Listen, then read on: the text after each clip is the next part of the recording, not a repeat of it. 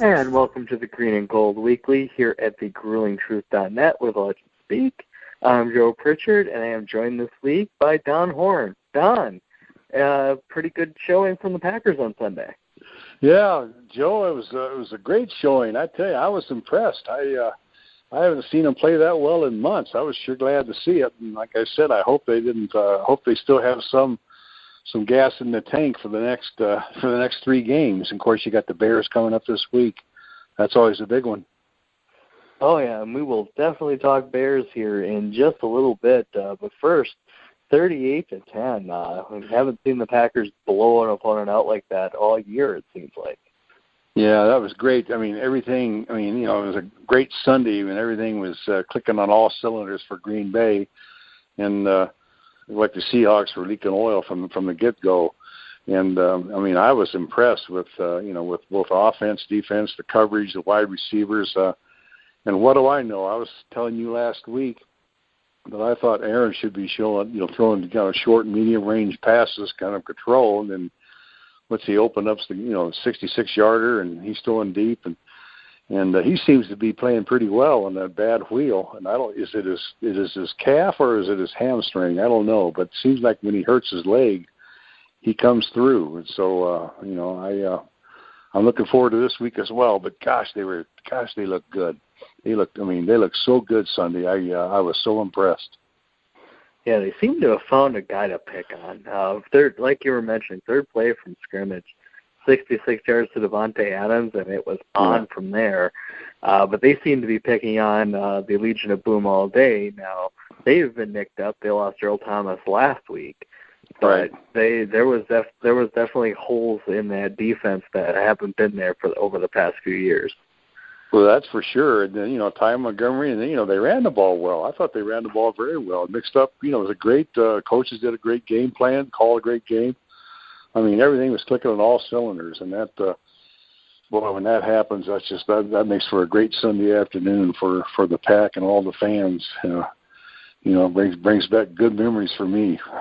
I mean, great times up in Lambeau. I tell you, when things are clicking on all cylinders like last Sunday. Yeah, now the weather conditions, the snow tapered off before the game, so I didn't get my wish for snow game, but I wouldn't trade this one for the world. Like we were mentioning, Tom Montgomery, who seems to be a full-time running back these days. Yeah. Some very impressive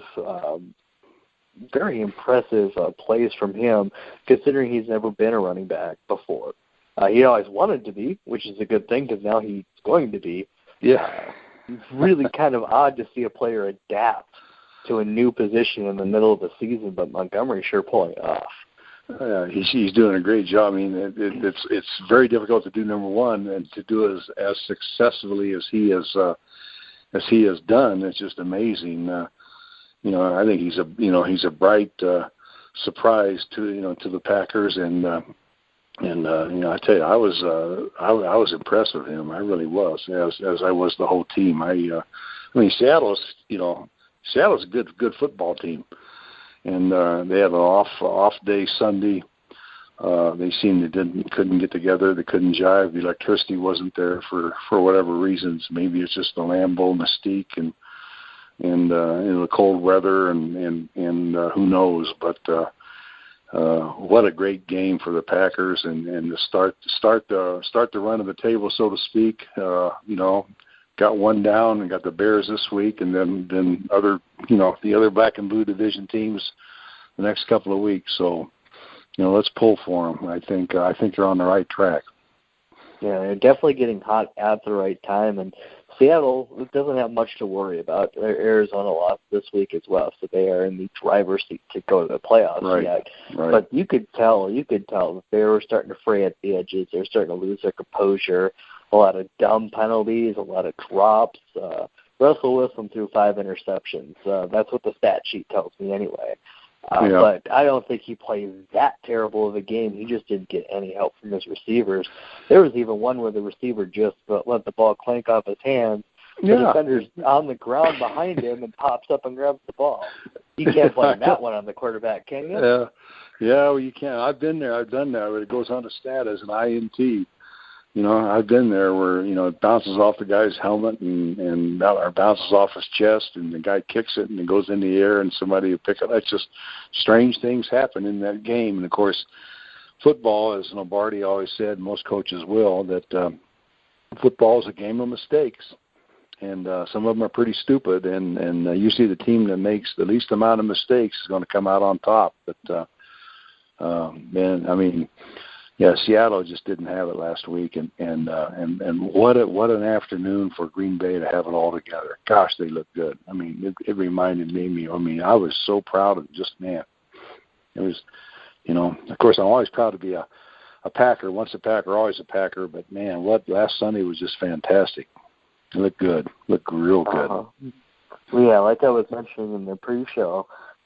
That's a game I'm going to pop in the DVD player at some point during the long off season for me to get my fix and remind myself of how good this team can look when it's on all cylinders.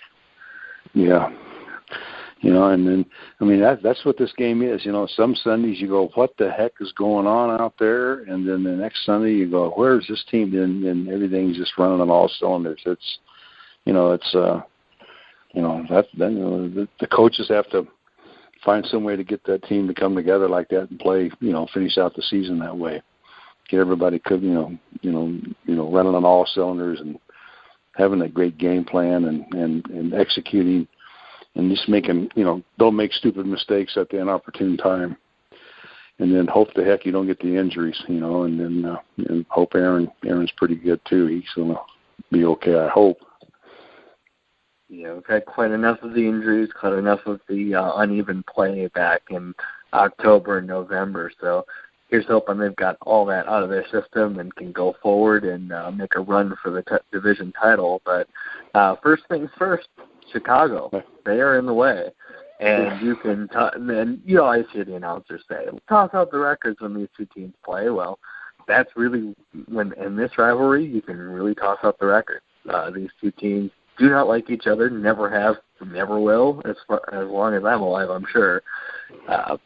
But these games are circled on the calendar for a reason, and you've been through a few of them.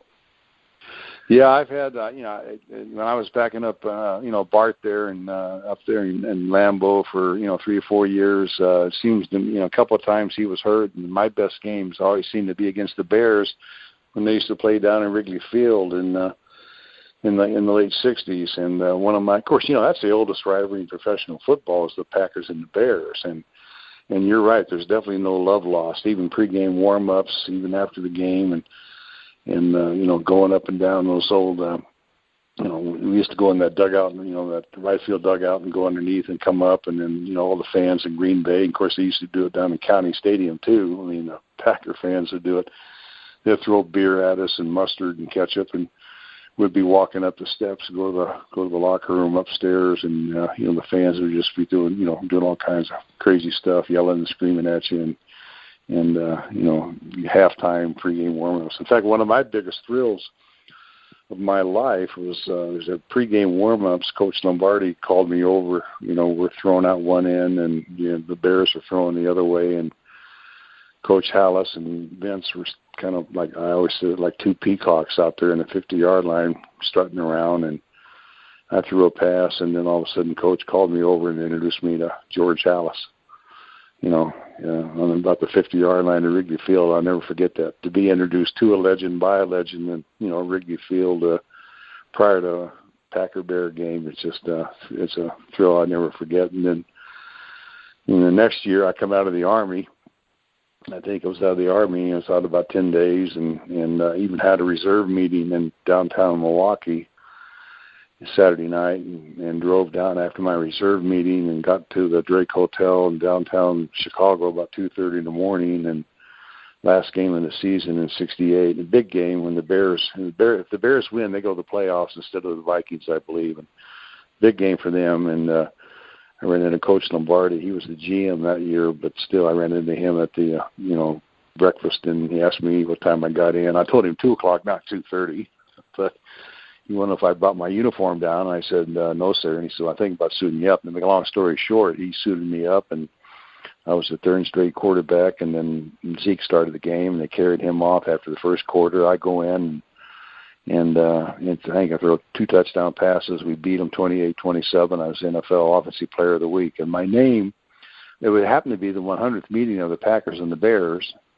and oldest rivalry in professional football, and my name's not even in the program, and I got the game ball. So, well, kind of ironic. That's definitely a story. Not even in the program, and you get in the game ball for knocking the Bears out of the playoffs. They're knocking the Bears out of the playoffs. Yeah, I remember the last play of the game. Butkus was on me all afternoon. In fact, he'd say, "Hey, Horn, what's your first name? 10?" And then he'd come in and knock me on my fanny a couple of times. Then, a few plays later, he'd say, "Hey, Horn, your first name's not 10, it's Green." He'd come after me, and but we found a way to win the game. And on the last play of the game, he fired off sides and knocked Kenny Bowman, I think, was our center. He knocked Kenny back into me, and I go back about 3 or 4 yards, and Kenny's laying up my feet, and so is Dick, and I'm kind of standing there, and I kind of kicked Butkus. I gave him a little shove with my foot, and I told him to kiss his kiss his Super Bowl money goodbye. And he got up. He was so mad he started chasing me off the. Anyway, that game was something. I think Coach Lombardi ended up either hugging me or shaking my hands or something like that at least 3 times after that game.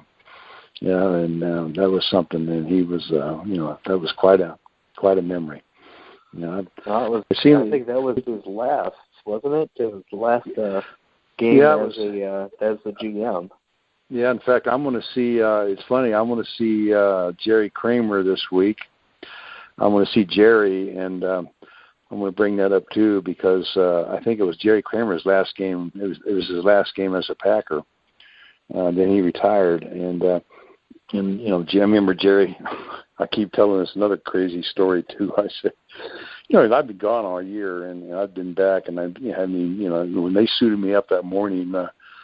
It was a big surprise to a lot of people. And then I go in the huddle, at the end of the first quarter, and I remember Jerry kind of stood up and looked at me like, kind of, what the heck are you doing in here? And kind of gave me that look, kind of a real big confidence builder, And then he turned to the sidelines, kind of pointed and said, "What are you doing sending him in?" Because I hadn't been there all year.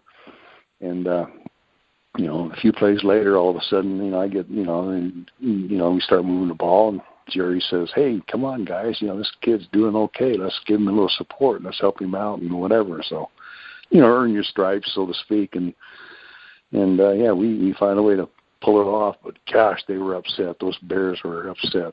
They were really upset. But it's a big game. Like I said, doesn't matter what the record is. You throw the records out because when those rivalries get together, Katie bar the door. Anything can happen. Anything can happen. So. Right, and now something different than what you see in the NFL these days. Of course, back in the late 60s, you had the 6 preseason games and the 14 regular season games, where they've got a few more in the regular season now. But it looks like, from what I'm seeing, it looks like the Packers and the Bears would play in Milwaukee in the preseason just about every season. Now, you have that kind of a rivalry in the preseason. That sounds like, to me, like you're asking for trouble, and I think in the movies finally started boiling over, but... Yeah, were those games quite as intense as the regular season games? Yeah, they were. You're right. You're right. He used to call it, I forget what it was. It was kind of like it was like a press game or some. It was, they had some kind of a name for that thing, and we played them up in County Stadium there in the preseason every year. Yeah, you're right. We played the Bears 3 times a year. Yeah, we got our fill of the monsters of the Midway, and of course. I get tired of looking at Dick looking over the center and looking at Butkus, number 51, all the time. But number 51 was quite a ball player. He was one heck of a middle linebacker, and I know Vince, Coach Lombardi had to change the blocking of the sweep on more than one occasion, just to accommodate, Butkus, because Butkus would find a way to chase him behind. He'd find a way to read that sweep, and Vince had to always kind of try to stay ahead of him one step, and we'd block that famous Lombardi sweep 2 or 3 different ways, especially when it was Bear week. So, It was something. Great memories. Yeah, because I remember a story. I think I might have been reading one of Jerry Kramer's books, actually, where they had after the championship game, they had the Pro Bowl game, and he gets on the bus, and Hallis hands him the playbook and says, "Here, catch up on this. You're a day behind because of the championship game, but don't worry, it's your playbook. I went ahead and installed it so you wouldn't have to worry about catching up." So definitely a lot of mind games going on between Vince and George Hallis over the years. Yeah. Great times. Great era back then. But it's as you know, Joe. I mean, it's a total different game today. It really is. Total different game today. And with all the players moving around, it might feel like it takes a little bit out of it when you have players suiting up on both sides of things. But I don't think the fans notice. They see their green and gold, and they see the orange and navy of the Bears. They know what week it is. Yeah, it's true. Yeah, I mean, and if I recall, there's as many Bear fans in southern Wisconsin as there is Packer fans in northern Illinois. On that border. All the gym mills on Sunday from like 50 miles both sides of the border. There's some great times down there. Great rivalries.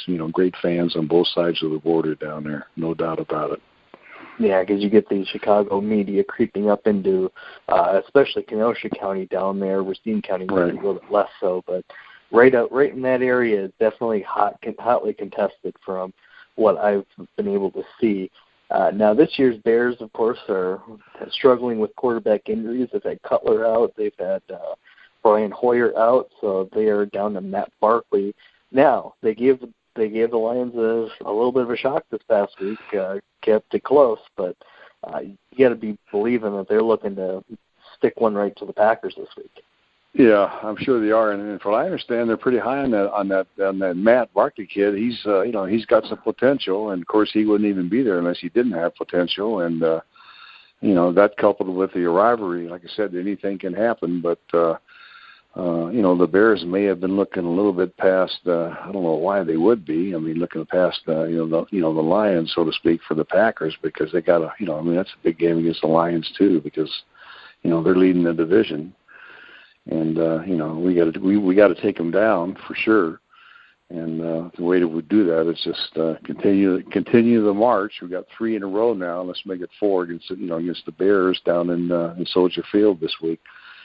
It's going to be a cold one. Which is Green Bay weather. So, looking forward to it.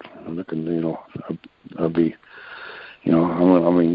talking to Jerry Kramer about it Thursday and Friday, and maybe just he and I talking about those old games might bring him some luck, and we can pull it off. Yeah, and can you believe this? Throughout all of these seasons here, if the information I have in front of me is correct, the Bears are ahead by 1 game over the course of 190-plus games. So that should tell you how intense this has been back and forth. The Bears have had their string of dominance. The Packers have had their strings of dominance. But when it all comes down to it, it's a coin toss. Yeah, it really is. I mean, more often than not, it's definitely a coin toss, and like I said, you throw the records out because there's so much, that rivalry is so intense. Being again the oldest rivalry in professional football, that there's a lot of pride in that. Of course, there's a lot of pride, just the Packers and the Bears. I mean, there's nothing like it. You're either a Packer fan or you're a Bear fan. There's no in between, and that's the way it is up there in Packerland. I mean, it's a great rivalry and really intense. I even posted something on some snapshots on me on Facebook here. Every time it's the Packers and the Bears week, beat the Bears. I got to beat the Bears. Even though Mike Ditka is a good friend of mine now too, we stay in pretty close touch. But great rivalry. The best man at my wedding, my teammate, a guy named Jim Flanagan, when I was up there, we were rookies together at Green Bay. His son went to Notre Dame, and he got drafted by the Bears and played there years, and he played for the Packers too. So Oh, yep, I do definitely remember him. Jim Jr. In fact, I guess I should ask him too. I said, I'm going to ask him next time I talk to him. I want to see who do you root for, and he probably said I have to cross dress. Well, he can always have that battle in the house. He can wear one, his son's wearing the other, and we'll go from there. I'm sure. Yeah. So we could be looking ahead here, but it's Bears week. You don't look ahead. I'm sure. Maybe walk us through what a Bear week would be like around Vince, and maybe even the years afterwards. What would be different about Bear week? Well, it's a little more intense. Of course, we used to practice outside there, off of Oneida there, close to the old. Where the old, was the Browns County Arena there and stuff. And I remember we'd be practicing out there, and then, Vince was always thinking that, he was always sending Pat Pepper or some of the assistants or somebody. He'd always be, he'd be looking over his shoulder, always think Hallis, George Hallis or some scout or something would be, watching us from afar, whether it was an apartment or a house somewhere close by, or some had a high perch someplace, and he'd be sending people out just to scout and make sure that nobody was watching us practice. Of course, Vince back in those days too, we never wore our own jersey numbers during practice. We always wore another number because he his philosophy was, in case they are cheating and watching us and filming our practices. And the Bears, I got to watch, I think Coach Hallis really does this and stuff. So he'd have us wear other numbers and stuff. I think like, Bart wore 51 instead of 15. I think I wore number 24. I wore Willie Wood's number. And, in practice, we all wore kind of screwed up different numbers just to supposedly throw anybody that was looking at us from a distance. They couldn't quite tell what was going on in theory, but, it was intense. I mean, he always thought George, Hallis might be spying on us, so he'd always be kind of looking over his shoulder that week. But it was pretty intense. Yeah, he was probably right too. It's like Belichick today. Everybody, that stuff has been going on off and on for years. People doing anything to get some kind of an edge. It's almost one of those things where you want to get caught at it once, just to be in the head of the other team going forward. Just knowing get in their head. Could be out. That's what you get in their head. Yeah, you get in their head, and that's what. I mean, that was something. I mean, there was never any proof, but for some reason, Vince always thought that that Hallis and his lieutenants were going to find some way to spy and check in on us. Especially during like you said, we get prep for the Bears that week. It was it was great. All right. Well, we've got the Packers and Bears, of course, coming up this week. Packers, if they win, looks like they will tie up a rivalry from that started back in 1921. It's just amazing that these two teams have been knocking heads for that long and close to each other. And tied in the postseason, possibly going to be tied in the regular season if we get the result we want here.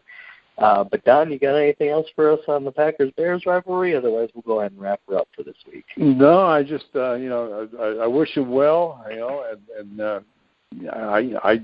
got a feeling that if they play anything close like we did last week, they're going to come out on top. There's no reason why they shouldn't. And I'm pulling for them. I hope Aaron plays well. I'm sure he will. Even like again with that bad wheel he's got, and as long as everybody just continues to click on all cylinders and stuff, and I think they will, and just keep moving ahead. Like I said last week, it's the teams that play well in December that you're going to see more of them in January, and let's just keep that keep that momentum going for the green and gold. Well, we'll be definitely hoping for a positive result this week above and beyond other weeks of the schedule here. For Don Horn, this is Joe Pritchard. You have been listening to Green and Gold Weekly at thegruelingtruth.net, where the legends speak.